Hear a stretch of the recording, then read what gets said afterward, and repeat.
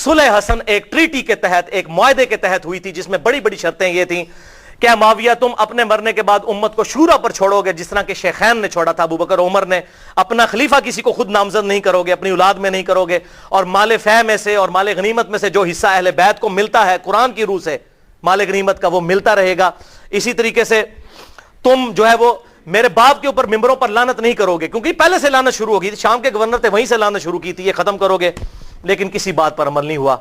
Ultimately फिर अंजाम क्या हुआ, वो सही बुखारी के अंदर हदीस है, 7109 नंबर हदीस। हजरत हसन को हुजूर सल्लल्लाहु अलैहि वसल्लम ने अपनी गोद में उठाया हुआ था, ठीक है।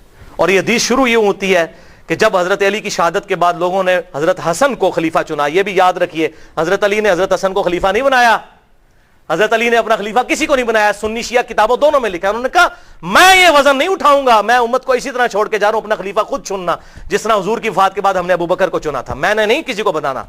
फिर लोगों ने मशवरा करके हजरत हसन को चुना। हजरत हसन ने 40,000 का लश्कर लेके आए, सही बुखारी 7109। सामने से हजरत मीर माविया अमर बिन आस कहते हैं कि माविया ये तो वो लश्कर है जिसने मौत पे बैत की है, ये तो हमारी तिक्का बोटी कर देगा। तो हजरत माविया ने कहा फिर क्या करें, उनका सुलह करो हसन के साथ, इसके बगैर चारा नहीं है। अच्छा, उन्होंने फिर कहा ठीक है सुलह कर लेते हैं, सुलह ऑफर करते हैं। और सूरतुल अनफाल के अंदर ये मौजूद है कि अगर काफिर भी मैदान जंग में सुलह की ऑफर करे तो जंग रोक दो। हजरत हसन को भेजा सुलह के लिए। हजरत हसन रज़ियल्लाहु ताला अन्हु ने वो सुलह कबूल कर ली और उनके हक में दस्तबरदार हो गए। क्यों? कि मैं इनको फ्री हैंड दे दूं, जो ये कहते हैं ना कातलीन उस्मान से बदला लेना है, तो अब लेकर बताएं, जो इनके ज़ोम में है वो बता दें। ये ना कहें मेरे पास खिलाफत नहीं थी तो मैं खिलाफत हवाले करता हूं। और हुजूर सल्लल्लाहु अलैहि वसल्लम के अल्फाज वहां पर फिर वो ताबी 7109 कि हुजूर ने हजरत हसन को गोद में उठाकर कहा था मेरा ये बेटा सैयद है, इसकी वजह से अल्लाह ताला मुसलमानों के 2 ग्रोहों में सुलह करवा देगा, इसकी वजह से, यानी ये कुर्बानी देगा। हजरत उमीर माविया ने कुर्बानी नहीं दी है, हजरत हसन ने, इसका इसकी वजह से 2 ग्रोहों में सुलह करवा देगा। अल्हम्दुलिल्लाह हजरत हसन ने फ्री हैंड दिया कि भाई आप देख लेते हैं, आपका दावा था ना, वो जिस तरह आजकल है जी, वो कहता है जी मुझे हुकूमत दो, कहता है मुझे हुकूमत दो, ये लो जी हुकूमत पड़ी, आप करके बताओ, लग पता जाएगा। लेकिन फिर 20 साल तक, ये 41 हिजरी में वाक़या हुआ और हुजूर की प्रेडिक्शन पूरी हुई कि 30 साल तक खिलाफत अला मिनहाजुन नबुव्वा, जो मैंने बयान किया अबू दाऊद तिरमिज़ी और मुस्नद अहमद से, वो पूरे हुए। और इवन इमाम इब्न तैमिया ने मिनहाजुस सुन्ना में लिखा कि रबीउल अव्वल के महीने में, दिन कन्फर्म नहीं लेकिन रबीउल अव्वल में हुजूर की वफात हुई थी 11 हिजरी में, और 41 हिजरी रबीउल अव्वल में सुलह हसन हुई और 30 साल पूरे हुए। और इमाम इब्न तैमिया जैसे शख्स जिन्होंने अहले तशय्युअ के खिलाफ मिनहाजुस सुन्ना लिखी, उस किताब में लिखते हैं कि हजरत हसन 5वें खलीफा राशिद हैं, 6 महीने उनके भी खिलाफत राशिदा है, क्योंकि 30 साल उनके 6 महीने बनाकर पूरी होती है वो शामिल करके। लिहाजा अमीर माविया रज़ियल्लाहु ताला अन्हु या यजीद इब्न माविया, ये दोनों खलीफा राशिद नहीं बल्कि इस्लाम के बादशाह हैं। ये उन्होंने लिखा। भाइयों, ये 20 साल तक किसी शर्त पर अमल नहीं हुआ, बल्कि उसी तरीके से मिंबरों पर हजरत अली को गालियां निकाली जाती रहीं। और फिर जाते जाते वो टर्निंग पॉइंट आया कि हजरत हुसैन के साथ जो सुलह का मुआहदा था तोड़ा, और वफा से 4 साल पहले खलीफा की बैत, अपने बेटे की बैत लेनी शुरू कर दी कि मेरे मरने के बाद ये खलीफा बनेगा। अब मौला हुसैन मैदान में उतरते हैं, लेकिन मगरिब की नमाज के बाद इंशाअल्लाह ताला। भाइयों, अभी तक तकरीबन हमारी 1.5 घंटे की गुफ्तगू हो चुकी है और अब इंशाअल्लाह ये 25-30 मिनट में हमारी गुफ्तगू कंक्लूड हो जाएगी। आखिरी सिचुएशन हम डिस्कस करेंगे। तो अब बात हमारी जहां पर मुकम्मल हुई थी वो अबू दाऊद की हदीस 4131, जिसको शेख अलबानी ने भी सही कहा, शेख जुबैर अली ज़ई साहब ने भी सही कहा रहमहुमुल्लाह, कि हसन आग का अंगारा था जिसे अल्लाह ने बुझा दिया, वलियाज़ु बिल्लाहि ताला। उस असदी शख्स ने वहां पे कमेंट्स दिए, तो फिर मिक़दाम बिन मादी ने जाबिर हुक्मरान के सामने हक का कलमा बुलंद किया। तो आग का अंगारा क्यों था? इसलिए कि हर वक्त ये चीज फिक्र लाहक थी, हर वक्त ये फिक्र लाहक थी कि एक मुआहदे के तहत हुकूमत ली है कि हम ये काम करके दिखाएंगे। वो काम क्या करना, कोई एक भी शर्त पूरी नहीं की। उसी तरीके से सबो शतम मौला अली पर मिंबरों पर जारी, उसी तरीके से लोगों के साथ ज्यादतियां, लोगों का माल लूटना, लाहक कत्ल करना, जिससे इख्तिलाफ राय हो उसे कत्ल करवा देना, ये उसी तरीके से जारी 20 साल तक। तो डर लगा हुआ था कि अगर हसन जिंदा हुआ तो फिर तो वो मामला किसी भी वक्त इस انگارے میں آگ بھڑک سکتی ہے اور لوگ پھر نواسے رسول کی وجہ سے میدان میں اتر سکتے ہیں، لہٰذا ان کو زہر دے کر شہید کر دیا جائے۔ اب کہتے ہیں جی پتہ نہیں کس نے کیا، لیکن جو اس کا بینیفیشری ہے اسی نے کیا، نام لینے کی ضرورت نہیں ہے۔ بہرحال زہر سے ان کو شہید کیا گیا۔ حضرت حسین یہ منظر دیکھتے رہے، 20 سال تک کڑتے رہے۔ انہوں نے کئی خط بھی لکھے حضرت امیر معاویہ رضی اللہ تعالیٰ عنہ کو کہ جو کچھ تم امت کے ساتھ کر رہے ہو، مجھ پر تمہارے خلاف قیام واجب ہو چکا ہے، میں ڈرتا ہوں میں اللہ کو کیا منہ دکھاؤں گا، لیکن میں اپنے بھائی کی صلح کا پابند ہوں کہ ٹھیک ہے چلو جاتے جاتے امت کے لیے کوئی معاملہ خیر کا ہو جائے گا اور امت کو شورا کے سپرد کیا جائے گا، شیخین رضی اللہ عنہما کی طرح، ابو بکر و عمر کی طرح رضی اللہ تعالی عنہما۔ لیکن یہ معاملہ پھر بگڑ گیا۔ حضرت امیر معاویہ رضی اللہ تعالیٰ عنہ کی وفات 60 ہجری میں ہوئی، حضور صلی اللہ علیہ وسلم کی وفات کے تقریباً 50 سال کے بعد۔ وفات سے 4 سال پہلے انہوں نے اپنی زندگی میں اپنے بیٹے کے لیے بھی بیعت لینا شروع کر دی، ایک وقت میں 2 خلیفوں کی بیعت، جبکہ صحیح مسلم میں حدیث ہے انٹرنیشنل نمبرنگ کے مطابق 4799 کہ اگر ایک خلیفہ کی موجودگی میں دوسرے خلیفہ کی بیعت کی جائے تو دوسرے کو قتل کر دو۔ وہ تو واجب القتل ہو چکا تھا، ایک وقت میں 2 خلیفوں کی بیعت تو نہیں ہو سکتی، اور یہ کوئی تاریخی روایت نہیں ہے، تلوار کے زور پر پوری دھونس کے ساتھ بیعت لی گئی۔ کہتے ہیں وہ صحابہ نے بیعت کر لی تھی، یہ کر لیا تھا، وہ اب آپ کو میں پول کھول کے بتاتا ہوں۔ صحیح بخاری میں انٹرنیشنل نمبرنگ کے مطابق 4827 نمبر حدیث۔ یہاں پر یہ بات یاد رکھیے گا، بیعت دل سے ماننے کا نام ہے، زبردستی نہیں ہو سکتی۔ بخاری اور مسلم کی متفق علیہ حدیث ہے، سعد ابن عبادہ نے حضرت ابو بکر صدیق رضی اللہ تعالیٰ عنہ کی بیعت نہیں کی، اس کے بعد حضرت عمر کی بھی نہیں کی، لیکن ابو بکر عمر نے کیا تلوار رکھی ان کے اوپر کہ بیعت کرو؟ ٹھیک ہے، اختلاف رائے نہیں کرنی نہ کرو۔ بخاری اور مسلم کی متفق علیہ حدیث ہے کہ حضرت علی نے 6 مہینے تک ابو بکر کی بیعت نہیں کی، تو کیا معاذ اللہ ابو بکر نے ان کے ساتھ اس طرح کی کوئی زیادتی کی؟ بلکہ بخاری مسلم میں آتا ہے بعد میں معافی بھی مانگی۔ حضرت علی کا یہی اعتراض تھا کہ آپ نے اہل بیت کو مشورے میں شامل نہیں کیا۔ حضرت ابوبکر صدیق زاروں کے تار رو پڑے، یہ بخاری اور مسلم دونوں میں موجود ہے، اور میں نے اس پہ 2.25 گھنٹے کی گفتگو کی ہے، وصی رسول کون ہے اور حدیث قرطاس کا تحقیقی جائزہ، مسئلہ نمبر 55B کے نام سے، لہذا میں آج اس کو ایڈریس نہیں کروں گا۔ بخاری کی حدیث 4827، سورۃ الاحقاف کی تفسیر والے چیپٹر میں امام بخاری نے امت کو انجیکشن لگا دیا کہ پتہ چل جائے کہ ہوا کیا تھا امت کے ساتھ۔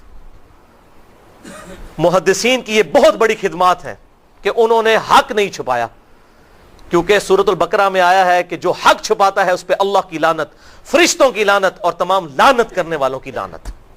اور ابو داؤد اور ترمذی میں حدیث ہے کہ جو لوگ دنیا میں حق چھپاتے ہیں قیامت والے دن اس حال میں پیش کیے جائیں گے کہ ان کے منہ میں آگ کی لگامیں ہوں گی کہ یہ حق بات نہیں بتاتے تھے، وَلِعَاذُ بِاللَّهِ تعالی۔ یہ کہتے ہیں یہ اس طرح کی باتیں کیوں کرتے ہیں؟ یہ تو ہمارے نبی کی نبوت کی غیب کی خبریں ہیں کہ کیا ہونے والا تھا امت کے ساتھ۔ حضور صلی اللہ علیہ وسلم کی نبوت کی دلیل ہیں یہ خبریں کہ آپ نے مستقبل کی باتیں پہلے ہی امت کو بتا دی۔ 4827 صحیح بخاری، سورۃ الاحقاف کا چیپٹر، کتاب التفسیر چیپٹر صحیح بخاری میں، مروان بن حکم کو مکے اور مدینے کا گورنر بنایا حضرت امیر معاویہ رضی اللہ تعالی عنہ نے۔ مسجد نبوی میں اس نے روضہ شریف کے بالکل پاس منبر رسول پر خطبہ دینا شروع کیا، اور یہ وہ مروان ہے جو منبر رسول پر روضہ شریف کے پاس یہ لعنت کرتا تھا، علی پر لعنت، علی سے محبت کرنے والوں پر لعنت، والعیاذ باللہ تعالی۔ میں آپ کو حوالے دے چکا، اور مجھے حدیث ابھی میرے ایمان کا تقاضا ہے، ذہن میں چلتے چلتے آ گئی۔ 6229 نمبر حدیث صحیح مسلم میں، اور صحیح بخاری میں بھی 3703 نمبر حدیث ہے حضرت علی کے فضائل کے چیپٹر میں۔ اسی مروان بن حکم نے کسی کو وہاں پر نامزد کیا تو اس نے حضرت سال ابن سعد السعدی کو بلایا، حضرت علی کے فضائل کے چیپٹر میں، بخاری مسلم دونوں میں یہ حدیث ہے، اور کہا کہ آپ منبر پر آ کر ایک دفعہ مولا علی پر لعنت بھیجیں، لعنت کے الفاظ ہیں مسلم میں۔ تو سال ابن سعد السعدی جو پہلے 10 مسلمانوں میں سے تھے، انہوں نے کہا کہ میں حضرت علی پہ لعنت کروں ممبر پہ آ کے؟ ان کا اچھا تم یہ کہہ دو کہ ابو تراب پہ اللہ کی لعنت. بولے اعوذ باللہ. ابو تراب کا مطلب ہے مٹی والا. حضرت علی کی یہ کنیت تھی. تو اس نے کہا چلو تم کوڈ ورڈ میں بات کر دو, کہہ دو ابو تراب پہ اللہ کی لعنت, مٹی والے پہ. اور یہ حقارت سے بنو امیہ ابو تراب کہتے تھے. حضرت سہل ابن سعد نے کہہ مارا, انہوں نے کہا واہ واہ, اوے مولا علی تو ابو تراب نام سے اتنا خوش ہوتے تھے, کسی اور نام سے اتنا خوش نہیں ہوتے تھے, اور تم کہہ رہے ہو کہ ابو تراب پہ اللہ کی لعنت. پھر وہ ذرا ٹھنڈے پڑے, انہوں نے کہا میں کبھی بھی مولا علی کو گالی نہیں نکالوں گا. انہوں نے کہا اچھا بتائیے ابو تراب نام کیسے پڑا حضرت علی کا؟ انہوں نے کہا سنو پھر. ایک دفعہ حضرت علی اور حضرت فاطمہ کے درمیان چپ کلش ہو گئی, میاں بیوی تھے. حضرت علی ناراض ہو کے گھر سے چلے گئے, مسجد نبوی میں جا کر لیٹ گئے زمین کے اوپر. حضور صلی اللہ علیہ وسلم آئے اور کہا فاطمہ کدھر ہے علی؟ ان کا یا رسول اللہ ناراض ہو کے چلے گئے ہیں. آپ صلی اللہ علیہ وسلم نے فرمایا ایک صحابی کو کہ جا کر ڈھونڈ کر لاؤ. وہ ڈھونڈنے گئے تو حضرت علی لیٹے ہوئے تھے, حضور کو آ کے بتایا, حضور خود تشریف لے گئے. حضور صلی اللہ علیہ وسلم نے حضرت علی کو اٹھایا, اپنے مبارک ہاتھوں سے جسم سے مٹی صاف کی اور کہا اٹھ ابو تراب, اٹھ ابو تراب, اے مٹی میں لپٹنے والے اٹھ. اس دن سے حضرت علی اپنے آپ کو ابو تراب کہتے تھے, حالانکہ آپ کی کنیت ابو الحسن تھی. صحابہ آپ کو ابو الحسن کہتے تھے, وہ کہتے تھے مجھے ابو تراب کو. جیسے حضرت ابو ہریرہ کو بلیوں والا ابو ہریرہ, نام تو ان کا عبد الرحمن تھا, وہ بلیوں کے بچوں کے ساتھ کھیلتے تھے, اپنے وہ کرتے کی آستین میں ڈالتے تھے. حضور نے کہہ دیا ابو ہریرہ نام مشہور ہو گیا. تو اس طریقے سے ابو تراب ان کا نام پڑ گیا. انہوں نے کہا مولا علی تو اس نام سے خوش ہوتے تھے, اور آج تم مجھے کہتے ہو کہ میں ان پر لعنت کروں. وَلِعَوْذُ بِاللَّهِ تعالی. بہرحال یہی مروان بن حکم, اس کو حضرت میر معاویہ نے گورنر بنا دیا تھا. اسی خبیث کی وجہ سے حضرت عثمان بھی شہید ہوئے. اسی نے وہ جعلی مہر لگائی تھی جس کی وجہ سے ایک حضرت عثمان کے خلاف جو ہے وہ تحریک برپا ہو گئی. اس کو گورنر لگایا. صحیح بخاری 4827. اس نے خطبہ پڑھا مسجد نبوی میں اور کہا کہ یزید بن معاویہ بڑا اچھا آدمی ہے, یزید بن معاویہ بڑا اچھا آدمی. لوگ کہہ رہے ہیں یہ کون سا خطبہ ہو رہا ہے کہ یزید بن معاویہ بڑا اچھا آدمی ہے. اور پھر اس نے کہا کہ اللہ تعالیٰ نے امیر المومنین حضرت معاویہ بن ابی سفیان رضی اللہ تعالیٰ عنہ کو ایک بڑی اچھی بات سجھائی ہے. وہ امت کے وسیع تر مفاد میں چاہتے ہیں کہ اپنے بیٹے کو اپنے بعد خلیفہ نامزد کر دیں. ادھر ہمارے حکمران بھی کہتے ہیں نا امت کے وسیع تر مفاد میں, پاکستان کے وسیع تر مفاد میں. اچھا, وہاں پر حضرت ابو بکر کا بیٹا کھڑا ہوا, عبد الرحمن بن ابی بکر, حضرت عائشہ کا بھائی. اور امام بخاری نے نقل نہیں کیا کہ اس نے کیا کہا, انہوں نے کوئی چوبے والی گل کی تھی. او میں گل دسنا کیڑی ہے. اس نے ایک بات کی, انہوں نے صحابی تھے وہ, اور مروان تڑپ اٹھا. اس نے کہا پکڑو اس ابو بکر کے بیٹے کو. ایسی کی تیسی یہ لوگ حکمرانوں کے خلاف بولتے ہیں, کلمہ حق بلند کرتے ہیں. حضرت عبد الرحمن بن ابی بکر جو ہے بھاگ کے حضرت عائشہ کے حجرے میں چلے گئے. حضرت عائشہ اسی مسجد نبوی کے ساتھ حجرہ تھا حضور صلی اللہ علیہ وسلم کی قبر مبارک کے پاس, وہاں جا کر پناہ لی. تو مروان پھر بھی اس کا غصہ نہیں ٹھنڈا ہوا. باہر سے حضرت ابو بکر کی اولاد کے بارے میں اس نے الفاظ استعمال کیے. تو عبد الرحمن بن ابی بکر وہی ہے نا جس کے بارے میں قرآن میں سورۃ الاحقاف میں آیت نازل ہوئی ہے کہ یہ کافر کہتا ہے اپنے ماں باپ کو کہ تم مجھے کہتے ہو کہ مرنے کے بعد مٹی سے دوبارہ زندہ کیا جاؤں گا, یہ جھوٹے وعدے تم مجھے دیتے ہو. ابو بکر کے بیٹے کہ تیرے بارے میں آیت ہے, تو ہے وہ کافر. وَلِعَوْذُ بِاللَّهِ. حضرت عائشہ سے نہ رہا گیا, انہوں نے کہا اسکت, خاموش ہو جا. آل ابی بکر کے بارے میں قرآن میں کوئی آیت نازل نہیں ہوئی سوائے میری شان میں جو اللہ نے سورہ نور میں اعلان برات کیا تھا, مجھ پر تہمت لگی تھی. تو آج آل ابی بکر کے بارے میں یہ بات کرتا ہے. یہ تو تھی بخاری میں. اب اس کی حدیث کا ترک المستدرک للحاکم میں 8483, سنن نسائی الکبریٰ میں 11491, اور تفسیر ابن کثیر میں اسی جگہ پر امام ابن کثیر یہ سارے ترک لے کر آئے. اور فتح الباری میں صحیح بخاری 4827 کی شرح جو فتح الباری ابن حجر اسقلانی نے لکھی, انہوں نے یہ سارے ترک نقل کیے کہ وہ کہا کیا تھا. جب اس نے کہا نا اللہ تعالیٰ نے امیر المومنین کو یہ بات سجھائی ہے کہ وہ امت کے وسیع تر مفاد میں اپنی اولاد کو خلیفہ بنانا چاہتے ہیں, تو ساتھ اس نے کہا جیسا کہ ابو بکر نے بھی تو عمر کو خلیفہ بنایا تھا. تک ہو ذرا, کدھر ابو بکر, حضرت عمر کوئی حضرت ابو بکر کے بیٹے تھے؟ حضرت ابو بکر کے تو 2 بیٹے جوان تھے, محمد بن ابی بکر, عبد الرحمن بن ابی بکر. تو عبد الرحمن بن ابی بکر وہیں بیٹھے تھے. انہوں نے کہا او تو سیدھی طرح کیوں نہیں کہتا تیرا امیر المومنین معاویہ بن ابی سفیان कैसरो कसरा की सुन्नत को जिंदा करना चाहता है, अबू बकर और उमर की सुन्नत नहीं। अबू बकर और उमर ने अपनी औलाद को नहीं नवाजा, और तेरा अमीरुल मोमिनीन अपनी औलाद को नवाजना चाहता है। अबू बकर का बेटा था, जीन्स अबू बकर के थे। जोश में उन्होंने जब ये क्लास ली, फिर उन्होंने क्या पढ़ो इनू बोल रहा है, ए गल हुई सी।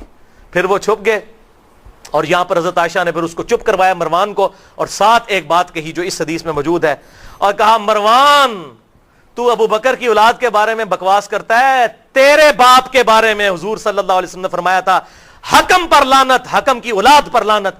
तो उसी हकम का बेटा है मरवान बिन हकम, तू तो अपने बाप की पुश्त में था जब अल्लाह के नबी तुझ पर लानत करके गए थे। ये हुजूर की गैबी खबरें, अल्हम्दुलिल्लाह। और एक और गैबी खबर सुने, मुस्नद अबी याला में इंटरनेशनल नंबर के मुताबिक 6461, जिसे शेख अलबानी भी सही कहते हैं, शेख जुबैर अली साहब भी ठीक कहते हैं, कि सैयदुना अबू हुरैरा कहते हैं कि आप सल्लल्लाहु अलैहि वसल्लम ने एक ख्वाब देखा कि आपके मिंबर पर बनु हकम, यही मरवान बिन हकम और इसकी औलाद, उछल कूद रहे हैं। तो हुजूर बड़े गुस्से की हालत में घर से बाहर निकले, और आपने कहा कि मैंने बनु हकम की औलाद को अपने मिंबरों पर बंदरों की तरह उछलते हुए देखा है, यानी मेरे बाद ये मेरे मिंबरों पर आकर बैठेंगे। और हजरत अबू हुरैरा कहते हैं अल्लाह की कसम, इस ख्वाब देखने के बाद हुजूर सल्लल्लाहु अलैहि वसल्लम जितने दिन जिंदा रहे, चंद दिन पहले आपने ख्वाब देखा, आपको किसी ने हंसते हुए नहीं देखा। आप इतने गमगीन हुए कि यह मुस्तकबिल में होना है। तो आप सल्लल्लाहु अलैहि वसल्लम ने उम्मत को पहले ही इस हवाले से खबरदार कर दिया। और सही बुखारी में 3605 नंबर हदीस है, हजरत अबू हुरैरा कहते हैं कि हुजूर सल्लल्लाहु अलैहि वसल्लम ने मुझसे इरशाद फरमाया था कि मेरी उम्मत की बर्बादी कुरैश के चंद नौजवान लड़कों के हाथों में होगी। और हजरत अबू हुरैरा कहते हैं मैं अगर चाहूं उन लड़कों के नाम, उनके कबीलों के नाम, उनके मां बाप के नाम भी बता दूं, हुजूर मुझे बता कर गए थे। बल्कि सही बुखारी में 120 नंबर रवायत है, हजरत अबू हुरैरा इसी कॉन्टेक्स्ट में कहते हैं कि मैंने हुजूर सल्लल्लाहु अलैहि वसल्लम से 2 प्याले लिए, एक तो मैंने तुम्हें बता दिया जो हदीसें बयान करता हूं, और एक चीज ऐसी है जो तुम्हें बता दूं, तुम मेरी गर्दन काट दो। क्यों? बनु उमैया हुकूमत में थे, उन्हीं लड़कों के नाम तो हुजूर बता के गए थे, इन्होंने उम्मत का जनाजा निकालना है, तो तुम मेरी गर्दन मार दो। ये जो बात सूफी कहते हैं जी वो इल्मे लदुन्नी था, वो इल्मे लदुन्नी नहीं था, वो उन लोगों के नाम थे। अगर इल्मे लदुन्नी होता तो सलासल, चिश्तिया, कादरिया और सोरवर्दिया में अबू हुरैरा भी कहीं पर होते, वो तो है ही नहीं है कहीं। ठीक है जी। जिस तरह हुज़ैफा इब्न यमान को मुनाफिकीन के नाम बताए, हजरत अबू हुरैरा को बनु उमैया और बनु हकम के उन लोंडों के नाम, उन लड़कों के नाम बताए जिन्होंने उम्मत का बेड़ा गर्क करना था। हजरत अबू हुरैरा डरते थे, और यही तमाम मुहद्दिसीन ने बुखारी की हदीस 3605 और 120 के अंदर खुद इब्ने हजर अस्कलानी ने भी लिखा। और इल्मे लदुन्नी पे मेरा लेक्चर है 55A, अगर किसी को शौक हो तो वो देख सकता है। तो इब्ने हजर अस्कलानी ने फिर कई तुरुक जमा किए कि हजरत अबू हुरैरा फिर दुआ करते थे, ऐ अल्लाह मुझे 60 हिजरी तक बाकी ना रखना और नौजवान लड़कों की हुकूमत से पहले पहले मौत दे देना। 60 हिजरी में हजरत मीर माविया फौत हुए और यजीद तख्त नशीन हुआ, और 61 हिजरी में एग्जैक्ट 50 साल के बाद हुजूर सल्लल्लाहु अलैहि वसल्लम के दुनिया से जाने के वाकया करबला हो गया। हजरत अबू हुरैरा कहते थे या अल्लाह मुझे मौत दे देना। 59 हिजरी में हजरत अबू हुरैरा फौत हुए, उन्होंने वो 60 हिजरी वाला जमाना नहीं पाया। ये सारे तुरुक इब्ने हजर अस्कलानी ने नकल किए इन्हीं हदीस के तहत। बल्कि मिशकात में इंटरनेशनल नंबर के मुताबिक 3716 और मुस्नद अहमद में 8302 नंबर हदीस है, जिल्द 2 सफ़ा 326 पर, कि आप सल्लल्लाहु अलैहि वसल्लम ने फरमाया कि 70 की दहाई के आगाज से और 60 हिजरी में लड़कों की हुकूमत से अल्लाह की पनाह तलब करो। हुजूर सल्लल्लाहु अलैहि वसल्लम अपनी वफात के 50 साल बाद का वाकया बता रहे हैं। ये हुजूर की नबूवत की खबर है, और ये अल्लाह ताला ने आपको दी। ये कितनी मशहूर हदीस है, मैं ज़िमनन बयान कर दूं।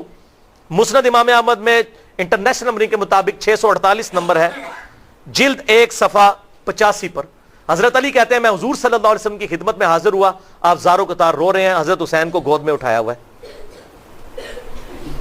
मैंने कहा या रसूल अल्लाह, मेरे माँ बाप आप पे कुर्बान, आपको किसने गमगीन कर दिया? आपने फरमाया कि अभी अभी जिब्राइल मेरे पास आए थे और उन्होंने कहा या रसूल अल्लाह, आप इस बच्चे से इतना प्यार कर रहे हैं और आपकी उम्मत इसे फरात के किनारे प्यासा ज़बा कर देगी। मैं अपने जज्बात पे काबू नहीं रख सका तो मेरी आंखों से आंसू रवा हो गए, और फिर जिब्रील ने यूं हाथ मारकर मुझे करबला की सुर्ख मट्टी भी लाकर दिखाई। और यह हदीस मौला अली ने नहरवान पर, सिफीन से फारग होकर जंगे नहरवान पर जाते हुए फरात के किनारे अपने असहाब को सुनाई। और पता क्या अल्फाज है मुस्नद अहमद के? हजरत अली जब گھوڑے پر بیٹھے تھے تو جب وہ فرات کے کنارے سے گزرے تو پھر اپنے ساتھیوں کے کہا رک جاؤ ادھر. حضور کی حدیث مجھے یاد آ گئی اور پھر کہا اصبر یا ابا عبداللہ. یہ حضرت حسین کی کنیت تھی. اے حسین صبر کرنا, اے حسین صبر کرنا. ساتھیوں نے کہا یہ آپ کیا کہہ رہے ہیں حسین صبر کرنا؟ پھر انہوں نے یہ حدیث بیان کی کہ میں حضور کے پاس ایک بار گیا, حضور زار و قطار رو رہے تھے اور آپ کو جبرائیل نے آ کر خبر دی. مسند امام احمد جلد 1 صفحہ 85 انٹرنیشنل نمبر کے مطابق 648. حضور کو ایک ایک خبر اللہ تعالیٰ نے دی تھی. یہ بھائیوں بہت بڑا واقعہ تھا. حسین نو کویا جے جان نہیں جے چھٹنی. اس امت دے اوتے جنی بڑی مصیبت پئی ہے اسی وجہ نال پئی ہے. تو حضور صلی اللہ علیہ وسلم کی یہ نبوت کی خبر ہے, اس کو کیسے چھپایا جا سکتا ہے؟ ہم فخریہ بتائیں گے ہمارے نبی نے اپنی وفات کے 50 سال بعد کا واقعہ بتا دیا. یہ ہمارے نبی کی نبوت کی دلیل ہے کہ اللہ کی طرف سے غیبی خبریں ان کے پاس آتی تھی. الحمدللہ. بھائیو, یزید کے گورنروں میں خبیث ترین گورنر تھا عبید اللہ ابن زیاد. اب اس کے اوپر میں بیان کروں صرف عبید اللہ ابن زیاد کس طریقے سے میدان عمل میں اترا تو یہ پورا 1 گھنٹے کا چیپٹر ہے, میں اس کو سکپ کرتا ہوں.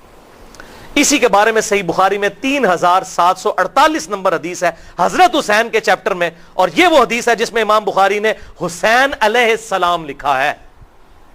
حسین علیہ السلام. بخاری 3748 کہ امام حسین علیہ السلام کا سر مبارک کاٹ کر عبید اللہ ابن زیاد کے سامنے تشت میں رکھا گیا, اور وہ خبیث چھڑیاں مارنے لگا حضرت حسین کی طرف اور ان کے حسن پہ کلام کرنے لگا. انس ابن مالک حضور کے خادم وہاں تھے, تڑپ اٹھے اور کہا عبید اللہ ابن زیاد ہوش کر, اللہ کی قسم رسول اللہ کے سب سے زیادہ ہم شکل حسین ابن علی تھے. اور دوسری روایتوں میں آتا ہے کہ میں نے تو چھڑیاں مار رہا ہے, میں نے ان ہونٹوں کو چومتے ہوئے دیکھا ہے حضور صلی اللہ علیہ وسلم کو, تو ان ہونٹوں کے اوپر چھڑیاں مار رہا ہے. انس ابن مالک رضی اللہ تعالی عنہ. تو یہ عبید اللہ ابن زیاد اتنا خبیث گورنر تھا. اس کی میں 2 مثالیں آپ کو پیش کرتا ہوں. صحیح مسلم میں 4733. عائذ بن عمر رضی اللہ تعالیٰ عنہ ایک صحابی ہیں, جب ان کی موت کا وقت قریب آیا تو ان کی عیادت کرنے کے لیے عبید اللہ ابن زیاد آیا. یہ یزید کی طرف سے کوفے کا گورنر تھا, جس طرح حضرت معاویہ کے دور میں گورنر تھے مغیرہ ابن شعبہ, اور بعد میں عبید اللہ ابن زیاد کا باپ ابن زیاد. اس طریقے سے یزید نے اس کو گورنر بنایا, کیونکہ اس سے پہلے گورنر تھے حضرت نعمان ابن بشیر رضی اللہ تعالیٰ عنہ. تو وہ حضرت حسین کے خلاف کوئی ایکٹ کرنے کے لیے تیار نہیں ہوئے, کیونکہ صحابی تھے, ڈرتے تھے. ان کو ہٹا کے پھر یزید نے ان کو گورنر لگایا, اس کو عبید اللہ ابن زیاد کو. تو عائذ بن عمر رضی اللہ تعالیٰ عنہ سے ملنے آیا. صحیح مسلم 4733.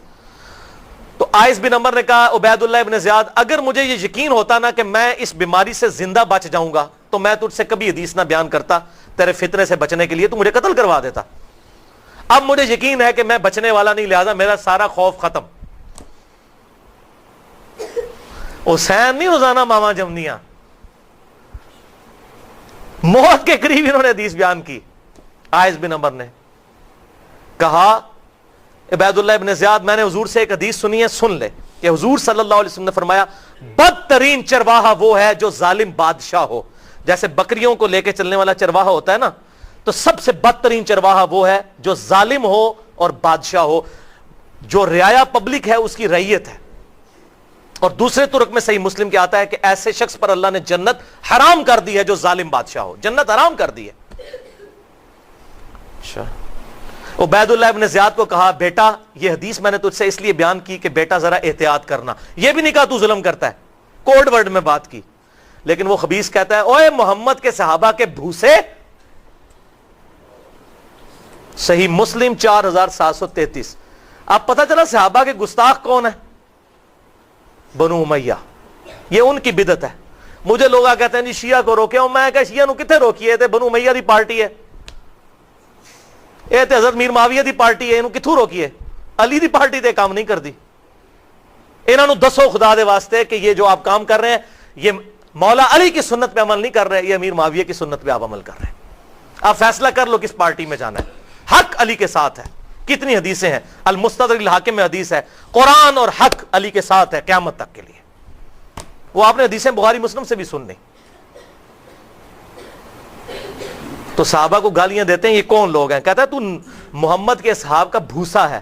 تو عائض بن عمر نے کہا عبید اللہ ابن زیاد محمد کے اصحاب بھی بھوسے تھے اور بھوسے تو تم لوگ ہو جو بعد میں آئے ہو.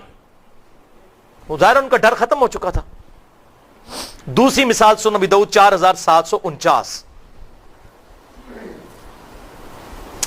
یزید کے اسی گورنر عبید اللہ ابن زیاد نے ایک صحابی ابو برزہ رضی اللہ تعالیٰ عنہ کو اپنے دربار میں بلا کر کہا کہ اس صحابی کو پیش کرو میری بارگاہ میں. ہم تو صحابہ کو ملنے کو ترستے ہیں, وہ صحابہ کو اپنے دربار میں بلاتے تھے. ظالم بادشاہ, میں نے اس سے ایک مسئلہ پوچھنا ہے تو ان کے قدموں میں حاضر ہو. خیر بلایا, اور مسئلہ میں نے یہ پوچھنا ہے یہ حوض کوثر والی حدیث ٹھیک ہے کہ حضور صلی اللہ علیہ وسلم کا حوض کوثر ہوگا؟ اور بخاری مسلم میں درجنوں حدیثیں ہیں انا اعطیناک الکوثر حضور صلی اللہ علیہ وسلم. تو مجھے اس حدیث پہ شک ہے کہ حضور نے واقعی یہ بات کہی ہے, تو میں نے صحابی سے مسئلہ پوچھنا ہے, اس کو میرے دربار میں حاضر کرو. بدماشی دیکھیں, سنن ابی داؤد 4749. تو وہ تو حضور صلی اللہ علیہ وسلم کے چاہنے والے تھے, انہوں نے کہا چلو میں حدیث سنانے کے لیے چلا جاتا ہوں. عبید اللہ ابن زیاد کے سامنے گئے, جیسے ہی صحابی انٹر ہوئے کہندے اے دیکھو موٹے گینڈے نو, موٹا گینڈا محمدی. 3 گالیاں نکالی اس نے اپنے زوم میں, موٹا ٹھگنا چھوٹے قد والا محمدی. محمدی گالی ہے.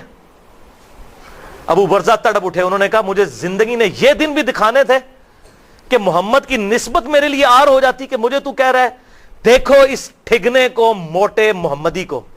اب اس سے پتا چلا کہ محمدی کہلوانا ٹھیک ہے. یہ اکثر جب ہم حنفیوں کو کہتے ہیں نا, حنفی نہیں محمدی کے لائن کہتے ہیں ثبوت یہ ابو داؤد میں ہے محمدی. اصحاب محمد اپنے آپ کو فخریہ محمدی کہتے تھے الحمدللہ.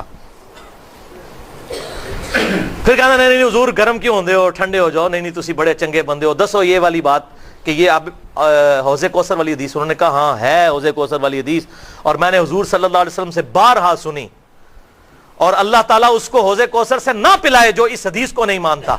اور وہاں سے غصے کی حالت میں یہ بات کرتے ہوئے نکل گئے, اور بیسیکلی اسے بددعا دے رہے تھے کہ اللہ تجھے نہ حوض کوثر سے پلائے. اور ایسے ہی ہوگا, بخاری اور مسلم کی متفق علیہ حدیث ہے, میرے حوض کوثر پہ ایسے لوگ آئیں گے جن کو دھتکار دیا جائے گا, اور مجھے بتایا جائے گا آپ کے بعد آپ کے دین میں انہوں نے بدعتیں جاری کی, میں کہوں گا سحقا سحقا لمن غیر بعدی, ان پر پھٹکارو, ان کو مجھ سے دور کر دو جنہوں نے میری وفات کے بعد میرے دین کو بدل دیا. اور صحیح بخاری میں موجود ہے, اس میں اولین وہ لوگ مراد ہیں جو حضور کی وفات کے بعد صحابہ اکرام کے خلاف مرتد ہو گئے تھے. یعنی وہ اصحاب جو حضور کی زندگی میں تو صحابی تھے, بعد میں مرتد ہوئے, جیسے منکرین زکات اور حضرت ابوبکر کے خلاف کھڑے ہونے والے لوگ. یہ بیسیکلی اس میں الفاظ ہیں اصحابی اصحابی. میں کہوں گا یا اللہ یہ میرے صحابہ ہیں میرے صحابہ ہیں, کہا جائے گا یہ آپ کے صحابہ کہاں رہ گئے, آپ کے بعد تو یہ مرتد ہو گئے تھے.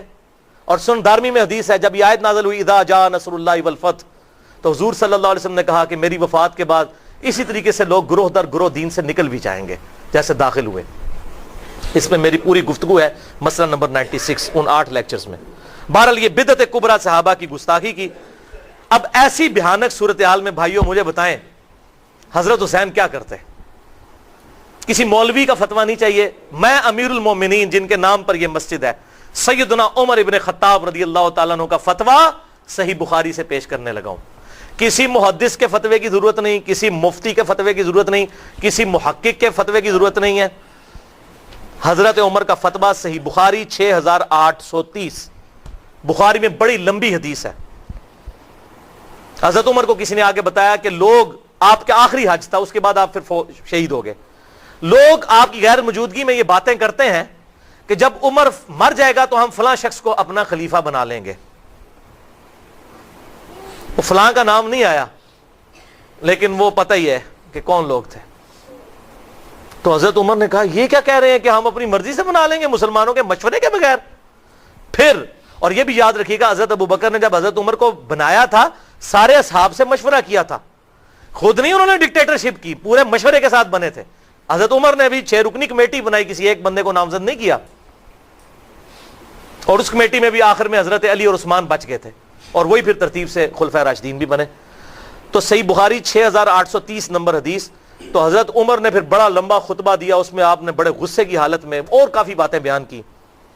اس میں ایک بات انہوں نے کی, دیکھنا خیال رکھنا کوئی بھی شخص بغیر مسلمانوں کے مشورے کے اور اتفاق رائے کے تم پر مسلط نہ ہو جائے, ورنہ اس کا انجام قتل و غارت ہوگا. دیکھنا کسی کو زبردستی اپنا حکمران نہ بننے دینا. اور آپ بخاری سن چکے 4827, تلوار کے زور پر بیعت لی گئی، ایک خلیفہ کی زندگی میں دوسرے خلیفہ کی. کہتے ہیں جی صحابہ متفق ہو گئے تھے. میں ابھی بتاتا ہوں کیسے متفق ہوئے. بھائیو، بلی کے گلے میں گھنٹی کون باندھے؟ جڑا کون بنے؟ مرد کا بچہ کون بنے؟ حسین، جس کے جینز پروفٹ کے جینز تھے، جن کا خون نبی کا خون تھا. وہ تھے آپ صلی اللہ علیہ وسلم کے بہاف پہ امت کے رہنما. اور ظاہر رہنما شخصیات ہی سامنے آئیں گی. اور قرآن کا حکم سن لیں، سورۃ المائدہ آیت نمبر 63، لولا ینہاہم الربانیون والاحبار. اللہ تعالیٰ یہود و نصارہ کو ٹانٹ کرتا ہے، تانا دیتا ہے کہ ان کے جو اللہ والے بنتے پھرتے ہیں اور ان کے جو علماء ہیں، ان کے بزرگ، کیوں نہیں روکتے اپنی پبلک کو ان قولہم الاثم، گناہ کے کاموں سے، واکلہم السحت، اور حرام خوریوں سے. علماء کی ذمہ داری ہے روکے. لبئس ما کانوا یصنعون، کتنے برے کام وہ کرتے ہیں. تو علماء کی ذمہ داری ہے. اور اس وقت امت کے سب سے بڑے عالم کون تھے؟ حسین ابن علی. آن دا بہاف آف پروفٹ آل محمد صلی اللہ علیہ وسلم کے جو ہے وہ سرکردہ سب سے بڑے وہی تھے. صحیح مسلم میں حدیث ہے کتاب الایمان چیپٹر میں 177 نمبر کہ بنو امیہ کا گورنر مروان بن حکم، وہی مروان جس نے حضرت عثمان کی شہادت کا سبب بنا، اس نے عید کی نماز سے پہلے ہی خطبہ شروع کر دیا. حالانکہ عید کی نماز میں خطبہ بعد میں ہوتا ہے، پہلے نماز بعد میں خطبہ. تو بعد میں خطبہ تو لوگ سنتے نہیں تھے. خطبے میں ہوتا تھا علی پر لعنت، علی سے محبت کرنے والے لوگ ایسے تو آڑے تے لعنت، تو آڑی تقریر ہی نہیں سن دے، جمعے دی تے مجبوراً سننے ہیں، عید دی کیوں سنیے؟ تو لوگ اٹھ کے چلے جاتے تھے. تو انہوں نے نئی بدعت شروع کی کہ عید سے پہلے تقریر شروع کر دی. صحیح مسلم 177. ایک شخص کھڑا ہوا، اس نے کہا مروان تو اللہ کے نبی کی سنت کو توڑ رہا ہے. حضور صلی اللہ علیہ وسلم خطبہ بعد میں دیتے تھے، کوئی سنتا ہے سنے، نہیں سنتا نہ سنے، یہ زبردستی تو خطبے سنواتا ہے. تو ابو سعید خدری وہاں موجود تھے. انہوں نے کہا اللہ اکبر، اس شخص نے حق ادا کر دیا. میں نے اپنے محبوب صلی اللہ علیہ وسلم سے یہ بات سنی تھی کہ جو شخص برائی کو دیکھے اپنے ہاتھ سے روکے، اگر ہاتھ سے نہیں روک سکتا تو اپنی زبان سے روکے، زبان سے نہیں روک سکتا تو کم از کم دل میں برا جانے. لیکن دل والا معاملہ ذالک اضعف الایمان، یہ سب سے کم ترین درجہ ہے ایمان کا. کم از کم زبان سے ضرور روکے. یہ وہ آدھی حدیث ہے جو لوگ بیان کرتے ہیں برائی دیکھو تو ہاتھ سے روکو. پوری حدیث کیا ہے؟ وہ پول کھولتا ہے، تو آخری حصہ بیان کرتے ہیں. یہ وہ حدیث ہے. تو اس وقت امت کی نمائندہ شخصیات سیدنا حسین، سیدنا عبد الرحمن بن ابی بکر، حضرت علی کا بیٹا، حضرت ابو بکر کا بیٹا، حضرت زبیر کا بیٹا سیدنا ابن زبیر، اور حضرت عبداللہ بن عمر تھے. لیکن عبداللہ بن عمر کا آپ سن چکے، صحیح بخاری 4108 حدیث میں انہوں نے کہا کہ جی میں تو اپنی جان بچانا چاہتا ہوں، میں ان کے سامنے کدھر کھڑا ہوں. تو ان کا تو آپ کو پتا چل گیا، جس میں میں نے کہا تھا ماما روزانہ حسین نہیں جم دیا بھائی. لیکن یہ باقی لوگ، انہوں نے ابن عباس، حضرت عباس کے بیٹے، ان چار بندوں نے بیعت نہیں کی. نہ ابن زبیر نے، نہ ابن علی یعنی حسین، نہ ابن عباس، اور نہ ابن ابی بکر یعنی عبد الرحمن رضی اللہ عنہم اجمعین. تو یہ چار کہتے ہیں جی چار نے بیعت نہیں کی باقیوں نے کر لی. او بھائی باقی تو بیچارے لائی لگ ہوتے ہیں. اب میں آپ سے مثال کرتا ہوں کہ اگر آج زرداری اور نواز شریف عمران خان کو اپنا لیڈر مان لے تو اس کا کیا مطلب ہے؟ دو بندوں نے لیڈر مانا ہے، پوری پارٹی نے. یا عمران خان اگر نواز شریف کو مان لے اور زرداری نواز شریف کو مان لے تو اس کا کیا مطلب ہے؟ خالی عمران خان نے مانا ہے پوری. اس وقت امت کے رہنما تھے یہ لوگ، یہ پورے ایک گروپ تھے، ان کے پیچھے لوگ کھڑے ہوئے تھے تو وہ بیعت نہیں کرتے تھے. وہ تو حضرت ابو بکر کا حوصلہ تھا، سعد بن عبادہ نے بیعت نہیں کی، کسی کو کچھ نہیں کہا، ٹھیک ہے مرضی. حضرت علی نے 6 مہینے نہیں کہا، کہا ٹھیک ہے جب سیٹسفائی ہوگا. یہ تو دل کا فیصلہ، زبردستی کسی کو بیعت کروائی جا سکتی ہے. تو یہ بات آپ سمجھ لیں کہ یہ چار بندے نہیں تھے، یہ چار سکول آف تھاٹ پورے تھے جو ان کے اگینسٹ تھے. اب یہاں پر یہ بات یاد رکھیں، سیدنا حسین کو صرف رشتہ داری کی بنیاد پہ یہ مرتبہ نہیں ملا جو جامعہ ترمذی میں حدیث ہے انٹرنیشنل نمبر کے مطابق 3781 کہ جنتی نوجوانوں کے سردار ہیں حسن اور حسین. اسلام رشتہ داری پہ نہیں کسی کو دیتا. قرآن میں ہے ان اکرمکم عند اللہ اتقاکم، تم میں جو پرہیزگار ہے وہ اللہ کے نزدیک بڑا ہے. حضرت حسین نے کون سا کارنامہ کیا حضور کی زندگی میں؟ 6-6.5 سال ان کی عمر تھی جب حضور صلی اللہ علیہ وسلم دنیا سے چلے گئے. کارنامہ کیا ہے بعد میں، اہم نہیں ٹائٹل ملا جنتی نوجوانوں کا سردار. اللہ اکبر. لہٰذا یہی وجہ ہے کہ ابن حجر اسقلانی المتوفا 852 ہجری، انہوں نے بخاری کی شرح میں، اور یہ وہ ہیں جن کو اہل سنت کہلوانے والے تینوں گروہ، بریلوی، دیوبندی اور اہل حدیث، ایون اہل تشیع بھی ان کی بڑی رسپیکٹ کرتے ہیں کیونکہ انہوں نے حق لکھا ہے فتح الباری میں. تو انہوں نے بخاری کی حدیث کی شرح 6933 نمبر حدیث بخاری کی، اس کی شرح میں لکھا ہے کہ خوارج جو مولا علی کے خلاف نکلے وہ بالکل غلط خروج تھا. البتہ کوئی شخص کبھی بھی یہ نہ کہے کہ حسین ابن علی یا ابن زبیر جو تھے ان کا جو نکلنا تھا یزید ابن معاویہ کے خلاف یہ وہی ہے جو خوارج کا حضرت علی کے خلاف تھا یا باقی لوگوں کا حضرت علی کے خلاف تھا. یہ بالکل ڈیفرنٹ چیزیں ہیں. ماما روزانہ حسین نہیں جمدی ہیں بھائیوں. اسی لیے یزید ابن معاویہ نے پورا زور لگایا کہ حضرت حسین سے کسی طریقے بیعت لے لی جائے. اب مجھے بتائیں ایک حسین نے بیعت نہیں کی تو کیا ہو گیا؟ سعد ابن عبادہ نے بیعت نہیں کی تھی تو کیا حضرت بکر صدیق کی خلافت ختم ہو گئی تھی؟ 6 مہینے تک حضرت علی نے نہیں کی، کیا خلافت ختم ہوگی؟ نہیں. لیکن ان کو پتا تھا کہ حضرت حسین کی بیعت کا مطلب ہے کہ آل محمد تسلیم کر لے کہ بنو امیہ کی بدماش حکومت دراصل خلافت راشدہ ہے. ان کو پتا تھا سارے بیعت کر لیں کوئی فرق نہیں پڑے گا، اکیلا حسین بیعت کر لے تو اس کا مطلب ہے ہماری حکومت اسلامی ہے. اب سمجھ آئی؟ ورنہ یار ایک حسین نے بیعت نہیں کی، ٹھیک ہے چھوڑ دو یار، کیا کر لیں گے؟ ان کے تو بھائی نہیں کچھ کر سکے. انہوں نے حکومت حضرت میر معاویہ کے والد حسین کے ساتھ تو کوئی بھی نہیں تھا. 20 سال گزر چکے تھے، پارٹی ساری تتر بتر ہو چکی تھی. اب کہاں شیعہ علی نے کھڑا ہونا تھا؟ شیعہ کا مطلب ہے گروہ، حضرت علی کے گروہ کے. یہ کوئی فرقہ نہیں تھا اس وقت. شیعہ علی، علی کے گروہ کے لوگ. کہاں کھڑا ہونا تھا انہوں نے؟ یہ رافضی تو بعد میں آیا جن لوگوں نے تبرئ صحابہ پہ شروع کیے. اسی لیے امام زین العابدین کے بیٹے امام باقر کے چھوٹے بھائی، ان کے سامنے کسی نے حضرت ابوبکر پر لعنت کی تو انہوں نے کہا رفضنا، انہوں نے ہمیں چھوڑ دیا اپنے امام کو. وہاں سے ان کا نام پھر رافضی بن گیا. لہذا صحیح اہل تشیع وہ ہوگا جو رافضی نہ ہو. وہ تو سارے اہل سنت الحمدللہ شیعان علی ہیں. الحمدللہ ہم شیعان علی بھی ہیں، شیعان ابوبکر بھی ہیں، شیعان عمر بھی ہیں، شیعان عثمان بھی ہیں. اور مولا علی ایک ایکٹیو پارٹ کی حیثیت سے حضرت علی، حضرت ابوبکر، حضرت عمر، عثمان کے ساتھ شریک رہے تمام کے تمام معاملات میں. بلکہ چیف جسٹس حضرت عمر نے حضرت علی کو بنایا تھا اپنے دور کے اندر. حضرت عثمان بھی انہی سے فیصلے کرواتے تھے. ان کی آپس میں بہت محبت تھی. بہرحال امام حسین علیہ السلام نے ریزسٹنس کی پیسو، اپنے گھر والوں کو، بچوں کو، بیویوں کو ساتھ لے کر نکلے. 72 لوگ تھے، 18 اہل بیت تھے، باقی رشتہ دار. تو بھائیو جنگ کے اندر کوئی بیوی بچے ساتھ لے کے جاتا ہے؟ مجھے بتائیں. وہ تو کوفے جا رہے تھے، کوفے سے خط لکھے صحابہ نے. یہ کہتے کوفیوں نے لکھے، وہ صحابہ تھے. سلمان ابن سرد جن کی بخاری اور مسلم میں حدیثیں ہیں، سلمان ابن سرد یہ صحابی تھے جنہوں نے خط لکھ کے بلوایا کہ حضرت میر معاویہ نے اپنی وہ عہد توڑ دیا ہے. انہوں نے امت کو شورا کے حوالے نہیں کیا، زبردستی ہم پہ اپنا بیٹا مسلط کر گئے ہیں. لہذا اب آپ امت کے لیڈر ہیں، سامنے آئیں. اب کس چیز کی پاسداری رہے گی؟ یہ کون سی خلافت ہے؟ آپ کہتے ہیں حکمرانوں کے خلاف خروج نہیں ہوتا. اب کوئی عذر باقی نہیں رہا کہ ان کے خلاف قیام کیا جائے.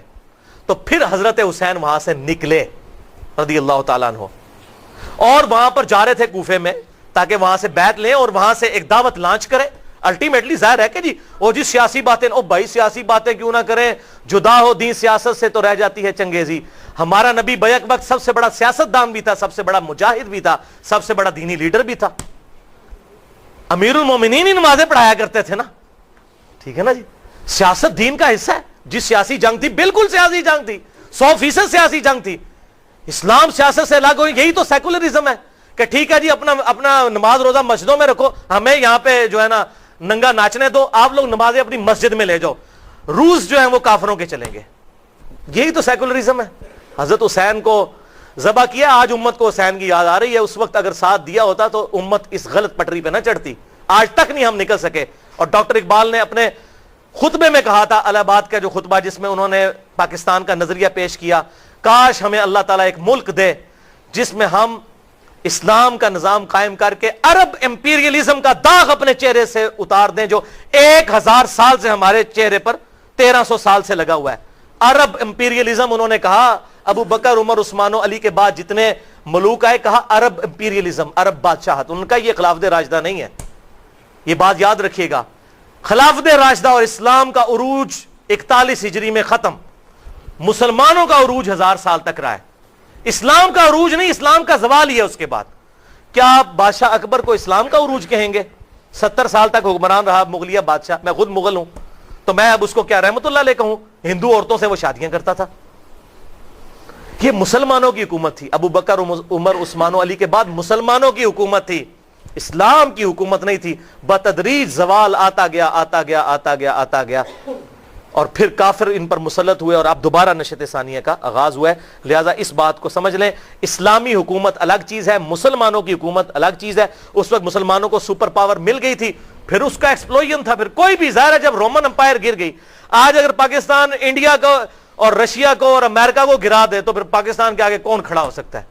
تو مسلمانوں کو خلفائے راشدین کے زمانے میں حکومت مل گئی, پھر انہوں نے بعد میں اسی طرح محلات بنائے, کیسر و کسرہ کی سنت پہ عمل کیا. باپ مرتا تھا بیٹے کو خلیفہ, بیٹا مرتا تھا بیٹے کو خلیفہ, 4 بیٹوں کو بتدریج خلیفہ نامزد کرتے تھے. عام ان کے نام لیتے ہیں, آپ ذرا ان کی حرکتیں بھی پڑھ کے دیکھیں. امت کو سلا دیا ان لوگوں نے تلوار کے زور کے اوپر. تو بخاری اور مسلم میں کئی احادیث ہیں. اب اس حوالے سے میں ایک ہی جملہ بولوں گا بھائیو, فکر حسین حق پرستی کی علامت ہے. سیدنا حسین نے قیامت تک کے لیے اختلافی نوٹ اپنا لکھ دیا ہے کہ چاہے میں اکیلا ہوں, میرے ساتھ چند لوگ ہیں, جیسے سورۃ النحل میں آیا کہ ابراہیم اکیلے ہی پوری امت تھے, انہوں نے بھی یہ ثابت کر دیا کہ حق حق ہے چاہے تھوڑے لوگ ہوں. الحمدللہ. بہرحال بخاری اور مسلم کے حوالے سے میرے 8 لیکچرز ahlsunnatpak.com پر ہیں. میں آخر میں بات کر دوں کنکلوڈ کرتے ہوئے, اور میرے 2 ریسرچ پیپر جو میں پہلے بھی بتا چکا, رافضیت, ناسبیت اور یزیدیت کا تحقیقی جائزہ, اور دوسرا یہ واقعہ کربلا کا حقیقی پس منظر 50 صحیح الاسناد حدیث کی روشنی میں. اس کی صرف کاپیاں تھوڑی تھی ہیں, میں نے آپ کے امام صاحب کو دے دی ہیں 5 کاپیاں. یہ ہمارے پاس 150-200 کاپیاں, یہ سب کو مل جائیں گی. لیکچر کے اینڈ پہ خود لے کے جائیے گا, بار بھائی کھڑے ہوں گے. اور کچھ اور بھی نماز محمدی, رسول اللہ صلی اللہ علیہ وسلم کی آخری وصیتیں, 10 کمانڈمنٹس, اور کافی سارے ریسرچ پیپر ہیں. اس کو آپ مفت ڈاؤن لوڈ بھی کر سکتے ہیں. ahlsunnatpak.com سے 3 MB کی فائل ہے, انگلش میں بھی ہے, اردو میں بھی اور عربی میں بھی. الحمدللہ انٹرنیشنل پمفلٹ ہے. بہرحال آج میں نے جو ٹاپک ایڈریس نہیں کیے میں بتا دوں, وہ سارے میرے لیکچرز اور ان ریسرچ پیپرز میں کور ہیں. حضرت حسین کی جو مظلومانہ شہادت تھی, حضور صلی اللہ علیہ وسلم کا اس پہ غم, اسی طریقے سے حضرت حسین کے بارے میں انصاب الاشراف میں جو لکھا ہوا, وہ اکثر شیعہ بھی بیان کر رہے ہوتے ہیں حضرت حسین نے 3 شرطیں رکھی تھیں. او بھائی جھوٹ ہے, حضرت حسین نے 3 شرطیں رکھی جی, یا تو میں یزید کی بیعت کر لیتا ہوں, یا مجھے واپس جانے دو, یا مجھے. او بھائی وہ بیعت اگر کر لیتے تو نہ لڈیاں پانیاں سن, خدا دا ناجے کہ حضرت میر معاویہ جو پوری زندگی حسین سے بیعت نہیں یزید کے لیے لے سکے, اگر حضرت حسین اب تیار ہو گئے تھے, انہوں نے کہنا تھا جناب بیعت کے لیے تیار ہیں جناب آ کے. وہ جھوٹ ہے, بالکل منقطع روایت ہے. ایون زبیر لزئی صاحب نے تو اپنی کتاب میں لکھا انصاب الاشراف جو ہے, یہ کتاب ہی جھوٹی سند کے ساتھ ہے, اس کی امام بلازری سے سند ہی ثابت نہیں ہے, منقطع ہے, وہی جھوٹی ہے. جھوٹ کے تو کوئی پاؤں نہیں ہوتے نا. اسی طریقے سے یزید پہ قسطنطنیہ کی بشارت فٹ کرتے ہیں جی, وہ پہلا لشکر, وہ پہلے لشکر میں ہے نہیں تھا. میں نے بخاری سے ابو داؤد سے ثابت کیا ہے, اسی پمفلٹ پہ یہ آپ کو مل جائے گا کہاں وہ پہلے لشکر میں شامل تھا. کوئی جنت کی بشارت نہیں, میں اس کو دوست کی نہیں کہہ رہا, لیکن جنت کی بشارت اس پہ فٹ نہیں. کلمہ گو ہے, اگر اللہ تعالیٰ نے معاف کیا جنت میں جائے گا, ہمیں کون سا مسئلہ ہے, ٹھیک. لیکن جو کچھ کیا وہ برے کرتوت اس کے برے ہیں, ٹھیک ہے. اور جی لعنت نہ بھیجیں, صحیح بخاری میں مسلم میں موجود ہے, جو اہل مدینہ کو ڈرائے دھمکائے اس پہ اللہ کی لعنت, فرشتوں کی لعنت, تمام لعنت کرنے والوں کی لعنت. ہمیں بھیجنے کی ضرورت ہے. جس نے اہل مدینہ سے ظلم کیا خود لعنت اس نے کمائی. کوئی جھوٹ بولتا ہے میں اس کو لعنتی کہوں نہ کہوں, اللہ کی لعنت کا مستحق ہے, لعنت اللہ علی الکاذبین, اللہ تو خود بھیجے. اسی طریقے سے یزید کے دور میں 3 سیاہ کارنامے اسی پمفلٹ پہ لکھے ہوئے ہیں. خانہ کعبہ کو جلانا, صحیح مسلم سے. اہل مدینہ کو لوٹنا, ان کو قتل کرنا, بخاری اور مسلم سے. اور حضرت حسین کی شہادت, یہ میں نے ساری چیزیں اس میں بتائی ہیں. یزید کے 3 سیاہ کارنامے. آخر میں اب ایک حدیث بیان کرنے لگا ہوں جس کی وجہ سے میں نے یہ مہم کھڑی کی اور پوری دنیا میں آگ لگ گئی ہے. یہ پمفلٹ میں نے ڈاکٹر ذاکر نائک کے خلاف لکھا تھا, میں ان کی بڑی عزت کرتا ہوں اور دنیا پہ اللہ کی حجت مانتا ہوں انہیں. انہوں نے جب وہ بات کی تھی تو ان کے خلاف میں نے یہ پمفلٹ لکھا, انگلش میں بھی ان کو علمی طریقے سے پوائنٹ آؤٹ کیا میں نے کہ آپ بھائی غلطی پر ہیں. آپ تو امام ابن تیمیہ اور وہ صلاح الدین یوسف صاحب کی لکھی ہوئی تاریخ پڑھ رہے ہیں, یہ بخاری مسلم پڑھیں کہ کہاں پہ یزید جو ہے وہ اس پہ قسطنطنیہ فٹ ہے. خدا کے لیے مولویوں کی کتابوں سے نکل کے, اور پھر جب اس سے سوال ہوا اس نے کہا جی امام غزالی نے لکھا ہے, فلاں نے لکھا ہے. ویسے آپ کہتے ہیں قرآن حدیث پڑھو, جب یزید دی واری تے امام غزالی نے تو تسی صوفی نو مسلمان بھی نہ ہو سمجھتے, تو ہن غزالی دے کول جا رہے ہو. تو وہی قرآن اور صحیح حدیث تو پھر یہ لکھا ہے میں نے. اور ان کے جب یہاں پر شاگرد یہاں پر آئے تھے, اشرف محمدی, ان کے لیکچرز بھی ہیں. ان کے سسرال اسلام آباد میں, چونکہ میری جاب اسلام آباد میں, وہاں پر بھی گھر ہے الحمدللہ, جیلم میں بھی رہتا ہوں. تو میں ان کے گھر جا کے ملا, مجھے کسی نے بتایا کہ انڈیا سے آئے, انہوں نے مجھے 40 منٹ دیے, میں نے پمفلٹ ان کے ہاتھ میں دیے. انہوں نے کہا جی علی بھائی کیا بتائیں آپ کو, ڈاکٹر ذاکر نائک کے اس کام کی وجہ سے اتنا نقصان ہوا ہے کہ ہمارا کام ٹھپ ہو گیا انڈیا کے اندر. پیس کانفرنسز جو تھیں وہ کینسل کروا دی باقی لوگوں نے, یہ یزید والا مسئلہ اٹھا کے. بہرحال میں نے ان کو کہا یہ ان کو دیں, انگلش میں بھی میں نے دیا کہ شاید اصلاح کا ضرورت. ہم یہی کرتے ہیں کسی پہ فتویٰ نہیں لگاتے, علمی طریقے سے. تو وہاں اس پہ میں نے یہ حدیث بھی لکھی ہوئی ہے صحیح حدیث شیخ زبیر علی زئی صاحب بھی صحیح کہتے ہیں, شیخ البانی بھی, اور یہ حدیث سے متواتر ہے, آپ سمجھ لیں. حضور صلی اللہ علیہ وسلم کا سچا خواب, آپ صلی اللہ علیہ وسلم کو خواب میں دیکھا گیا.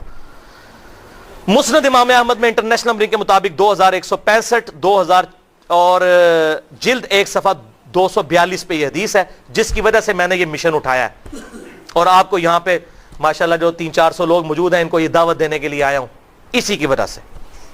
عبداللہ ابن عباس کہتے ہیں کہ ایک دن دوپہر کے وقت میں نے حضور صلی اللہ علیہ وسلم کو خواب میں دیکھا, ان کی وفات کے 50 سال کے بعد. یہ صحابی کا خواب ہے, اور بخاری اور مسلم کی حدیث ہے, جس نے خواب میں مجھے دیکھا, مجھے ہی دیکھا, میری شکل میں شیطان نہیں آ سکتا. اور صحابہ کو تو ڈیفینیٹلی حضور کی شکل کا پتہ تھا, شکل مبارک ان کو پتہ تھی. ابن عباس نے خواب دیکھا, وہ کہتے ہیں میں نے دیکھا حضور صلی اللہ علیہ وسلم کے بال بکھرے ہوئے ہیں, جسم گرد آلود ہے اور پرانگدہ حالت ہے. میں نے کہا میرے ماں باپ آپ پر قربان, یا رسول اللہ یہ آپ کی کیا حالت ہے؟ تو آپ صلی اللہ علیہ وسلم نے ہاتھ میں ایک خون کی شیشی اٹھائی ہوئی ہے, اور لوگ کہتے ہیں جی وہ تو شیشہ, او پائی شیشہ قبل مسیح بھی ایسی. حضور صلی اللہ علیہ وسلم سے کانچ کے برتن میں پانی پینا ثابت ہے. بعض یہ بھی حدیث کے اندر وہ کہہ رہے جی شیشی کہاں سے آ گئی, شیشہ قبل از مسیح ہے, شیشہ کوئی آج کی دریافت ہے. خون کی شیشی اٹھائی ہوئی ہے, اور آپ صلی اللہ علیہ وسلم نے فرمایا کہ اس میں حسین اور اس کے ساتھیوں کا خون ہے جو میں صبح سے کربلا میں جمع کر رہا ہوں. میرے حسین اور اس کے ساتھیوں کو قتل کر دیا. حضرت ابن عباس کہتے ہیں میں کانپ کے اٹھا, میں نے وہ تاریخ اور دن یاد رکھا, 61 ہجری 10 محرم الحرام کا دن, حضور کی وفات کے 50 سال بعد. کئی دن بعد خبر آئی کہ اسی دن اسی وقت حضرت حسین کو شہید کیا گیا تھا. ظاہر ہے اس وقت انٹرنیٹ نہیں تھا, اسی طریقے سے چینلز نہیں تھے, تو کچھ دنوں کے بعد خبر پہنچی. حضور صلی اللہ علیہ وسلم اپنی وفات کے بعد بھی اللہ تبارک و تعالیٰ نے ایک تمثیلاً خواب دکھایا آپ کے صحابی کو کہ آپ صلی اللہ علیہ وسلم کو کتنی تکلیف ہوئی ہے. یہ تمثیلاً ہوتا ہے, یہ نہیں ہوتا کہ ایگزیکٹ آپ کو کربلا میں موجود تھے. مثلا آپ مجھے خواب میں دیکھیں تو اس کا یہ مطلب نہیں کہ میں آپ کے گاؤں میں آیا ہوا ہوں, ٹھیک ہے. مجھے آپ اگر کہیں میں نے آپ کو خواب میں دیکھا تو مجھے نہیں پتا ہوگا. یہ خواب الگ سے ایک محکمہ ہے, اللہ تعالیٰ نے ایک تمثیلاً چیزیں رکھی ہوئی ہیں. اس پہ میرا پورا لیکچر ہے, مسئلہ نمبر 6B, میں نے اس پہ بتایا کہ آپ صلی اللہ علیہ وسلم کی خواب میں زیارت قیامت تک ہو سکتی ہے, لیکن جو آپ کی شکل مبارک, یہ نہیں کہ صرف صحابہ کو, بعد میں کئی لوگوں کو ہوئی ہے. میں نے صحیح مسلم سے, ابو داؤد سے مثالیں پیش کی ہیں. قیامت تک مسلمان حضور صلی اللہ علیہ وسلم کو خواب میں دیکھ سکتے ہیں. یہ تو بہرحال صحابی کا اتفاقی خواب ہے. تو وہ کہتے ہیں بعد میں پتا چلا. اس پہ میں آیت پڑھوں گا, سورہ الاحزاب کی آیت نمبر 57. ان الذین یؤذون اللہ ورسولہ لعنہم اللہ فی الدنیا والآخرہ, بے شک جو لوگ اللہ اور اس کے رسول کو تکلیف دیتے ہیں ان پہ دنیا کی زندگی میں اور آخرت میں اللہ کی لعنت ہے. وَأَعَدَّ لَهُمْ عَذَابًا مُهِينًا, اور اللہ تعالیٰ نے ان کے لیے دردناک ذلیل و خوار کر دینے والا عذاب تیار کر رکھا ہے. وَلِعَوْذُ بِاللَّهِ تعالی. اور حدیث بھی سن لیں, المستدرک للحاکم میں انٹرنیشنل نمبرنگ کے مطابق 4717, صحیح ابن حبان میں 7104, شیخ البانی نے بھی صحیح کہا, شیخ زبیر علی زئی صاحب نے بھی اس حدیث کو صحیح کہا کہ آپ صلی اللہ علیہ وسلم نے فرمایا اس ذات کی قسم جس کے قبضے قدرت میں میری جان ہے, ہم اہل بیت سے جو بغض رکھے گا اللہ اسے ضرور دوزخ میں داخل کرے گا. یہ کہتے ہیں لعنت نہ بھیجو, او بھائی یہ تو اگے گل پہنچ چکی ہے.